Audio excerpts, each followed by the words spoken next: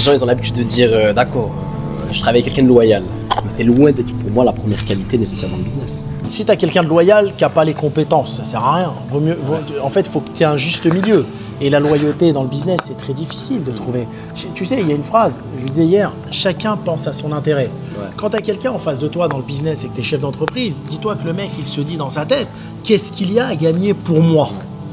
Tu comprends? Il s'en fout de ta vie. Le seul qui est intéressé par ta vie, c'est ton père et ta mère. Qui, sur cette terre, va vouloir que tu réussisses mieux que lui? À part ton père, qui? Pas grand monde. Pas grand monde.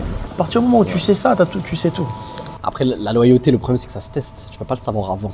Ça se teste. Voilà, c'est ce que je t'ai demandé hier. Comment tu peux savoir? Est-ce que maintenant, avec toute l'expérience que tu as pu avoir, tu peux dire lui, il est loyal, lui, il n'est pas loyal, même avant que tu le testes? Je vais donner un exemple. Travaille avec des personnes qui ont mieux réussi que toi. Travaille avec des personnes qui n'ont pas besoin de toi et travaille avec des personnes qui ont beaucoup plus d'argent que toi. Tu auras moins d'emmerde. Okay? Si tu travailles avec des mecs qui veulent monter, qui veulent s'appuyer sur ton épaule, c'est ceux qui vont jamais te remercier. À la rigueur, on ne demande pas un remerciement, mais c'est ceux qui vont essayer de te salir alors que tu leur as ouvert les portes. L'humain est très peu reconnaissant, malheureusement. Tu vois, l'humain, il n'est pas reconnaissant. Donc au début, quand tout le monde est en bas, tout le monde galère, ça se passe bien. Mais si demain, tu arrives à t'envoler, tu montes, tu es au-dessus, tu as réussi, c'est différent. Le rapport humain, il change, il est plus pareil. Après, tu as aussi plus de monde qui veulent bosser avec toi, au final. Ces gens, ils sont, comme tu le dis, ils veulent bosser avec des gens qui ont réussi. Ils veulent bosser avec des gens qui ont réussi et tu dois filtrer, mais c'est très difficile. Et tu fais comment, toi, pour filtrer? Je me suis fait avoir plein de fois, moi. Ah ouais. J'ai appris en me faisant avoir. Moi, j'ai aidé des personnes qui venaient, s'il te plaît, Hakim, trouve-moi une place à tes côtés, je veux bosser. Des personnes qui connaissaient rien, il va gagner 2-3 sous et il va essayer de te la faire à l'envers. Non.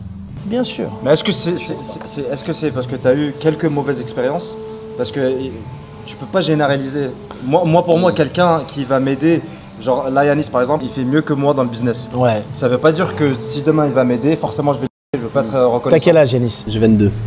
Moi, c'est mon point de vue. Je pense que votre génération, par rapport à la mienne, elle est plus bienveillante. Pourquoi? Ouais. Je pense que vous êtes plus solidaire. Tu vois, votre génération, votre communauté, la communauté de votre génération, elle est plus solidaire. Vous êtes plus, tu as vu, dans la bienveillance l'un envers l'autre, on monte ensemble. La génération précédente, ils sont plus dans la compétition. Ok. Tu vois? Ouais. Ils n'ont pas compris qu'il fallait monter ensemble. Et vous avez plus ça, et c'est ça qui est bien chez Et toi, tu as pu observer le changement de génération. Ouais. En plus, c'est vrai qu'on trouve des jeunes de plus en plus motivés. Plus en plus motivés.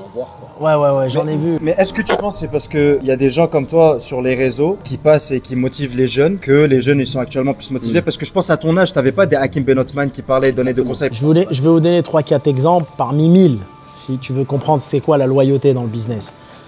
À un moment, j'avais des magasins de vêtements et j'avais mes kebabs quand je démarrais. Il y a un type, il vient, j'étais en train de faire le sol, tu sais, je posais le parquet moi-même dans mon magasin. À l'époque, vraiment, je travaillais H24. Est-ce que je peux t'aider? Je galère à l'usine. Est-ce que je peux poser le parquet avec toi? J'ai vu que le mec, il voulait bosser, etc. à mes côtés, ok? Ce type-là, je lui ai donné un rôle. Je me dis, tiens, c'est un mec, il est bienveillant, il a envie de bosser, directeur de plusieurs sites. Son travail, c'était de déposer l'argent à la banque. C'est tout. Parce que moi, j'étais en déplacement dans toute la France, j'avais pas le temps. Prends l'argent dans tous les magasins et dépose-les à la banque. Tu comprends ce que je veux dire? C'est les premiers qui ont essayé de me la faire à l'envers. Parce que ton entourage, c'est les premiers jaloux. Quand le mec, il te voit, tu as 22 ans, tu es en Ferrari avec une belle gonzesse à tes côtés, tu comprends? Même si tu lui donnes 10 000 par mois pour prendre l'argent et le déposer à la banque, il va vouloir ta vie. C'est grave ça, même c'est pas malin. Mais il y en a, ils sont comme ça. En fait, tu as deux types de personnes. Tu as des personnes qui regardent ce qu'ils gagnent, mais ils ne regardent pas ce que toi, tu gagnes. Ils disent, tu vois, je gagne bien, j'ai 10 000 par mois, je suis super bien payé. Lui, s'il prend 200 000, 500 000 par mois, ce n'est pas mon problème. Moi, il me paye bien. Tu vois, j'ai ma Mercedes. Mais tu as l'autre personne qui va dire, putain, il est en Ferrari avec 2 bombes atomiques à côté, il passe sa vie en vacances à Mykonos. Non, je veux sa vie. Même 10 000, ça ne me suffit pas. Il n'est pas satisfait. L'humain, il n'est pas satisfait. Cela, il faut s'en méfier. Est-ce que c'est un trait de caractère des Français? Parce que justement, j'ai l'impression que tous les Français qui ont réussi, ils sont très discrets. Aux States, par exemple, quelqu'un qui a réussi, il va show off, il va sortir avec les voitures. Je ne connais pas votre génération, comment elle fonctionne. Moi, tu vois, j'ai 41 ans, mais comme je dis, j'ai l'impression qu'elle est plus bienveillante. Moi, tu vois, je te donne un exemple. Un type en banlieue parisienne, il ouvre un food court. On l'a aidé à faire le premier food court halal. Hier, je t'en avais parlé, tu vois, c'était un chauffeur de bus. J'ai rien contre les chauffeurs de bus. Moi, tu viens, que tu sois d'origine maghrébine ou pas, ou français, tu as envie de réussir, ou italien ou espagnol, je vais t'aider à réussir parce que je suis toujours bienveillant. Mais c'est ces types-là, tu vas les aider, ils vont essayer de te la faire à l'envers, ils vont pas te payer les redevances, ils vont te voler ta marque, ils vont te voler ton savoir-faire, et en plus, ils vont à la mosquée tous les vendredis. Il faut être honnête avec les gens, tu comprends? Et ces gens-là, quand tu les aides à monter, dès qu'ils gagnent 2, 3, 6 sous, ils vont se comparer à toi. Ils vont dire, ah putain, je suis plus riche qu'Aki, moi, tu vois. C'est moi qui apprends la vie aux gens. Mais tu as envie de dire à ces gens-là, frangin, quand tu étais chauffeur de bus, j'étais en train de mettre le plein dans mon yacht à 25 000 € la journée. Tu comprends? Là, ils comprennent mieux. Hein. Tu sais, dans la vie, je suis quelqu'un de très humble. Mais il y a des gens, il faut les remettre à leur place. Ils ne comprennent pas que tu as 70 ans d'avance, 80 ans d'avance sur eux. La dernière fois, j'ai fait une conférence, tu vois, il y avait Moad Altrad, il pèse 6 milliards. Tu le connais. Tu le connais, c'est ça les grands monsieur. Ils te servent le café, ils pèsent 6 milliards. Et à côté de ça, on a contacté 2 mecs, ils ont 2, 3 snacks, ils ont dit non, on n'a pas le temps de venir, votre truc c'est de la merde. Est-ce que tu comprends? Tu comprends, c'est quoi les grands monsieur? L'humilité. C'est l'humilité. Ta plus grande richesse, c'est l'humilité.